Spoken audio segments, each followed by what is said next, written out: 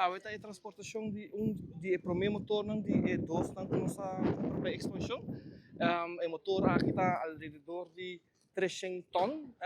Actualmente está pisando, nós vamos transportar de waf de barcadeira quando chega recém para planta e depois de planta na trabalho na lugar estacionário, riba e fundeixe una ito governo. Kung largo o proseso aqui da dura de WAF Power?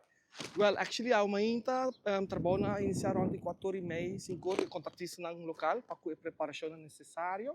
Nós saímos alrededor de 8h40, 8h30 for the WAF, transportando para web, por manipular com a crenta estacional, não tem pone platina, riba e brugge na fortalecer a passada de motor, então se nós seguir vai over com o terreno de web. Para o povo de rua mesmo, esse projeto aqui com larga dura para o motor também tem função. Sim, eigenlijk o projeto aqui está propagando para terminar augustus, e aí aqui ele vai ter serviço. Dus se costa bom, augustus nós temos total 36 megawatt da capacidade de energia que nós instalar e pôr em serviço. O povo de rua que usa carretera aqui também conhecemos que caminho da serra. Sim, sim. Eigenlijk falta dois transportes mais para tomar lugar.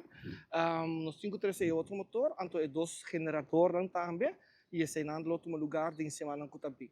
Cha Luna aqui tem outro transporte que está reschedulado, então é dois generators para seguir depois de. Então, agora a transportação de um lugar, nós temos que caminhar para por fazer aqui possível. Boa palavra não para todo trabalhador que ajuda você não de web também a fazer aqui possível. Sim, não, uma palavra de agradecimento e de cooperação de contratistas, entre outros, também local, internacional e trabalhadores de web e demais colegas do departamento, que estão fazendo tudo isso para essa aqui porta possível.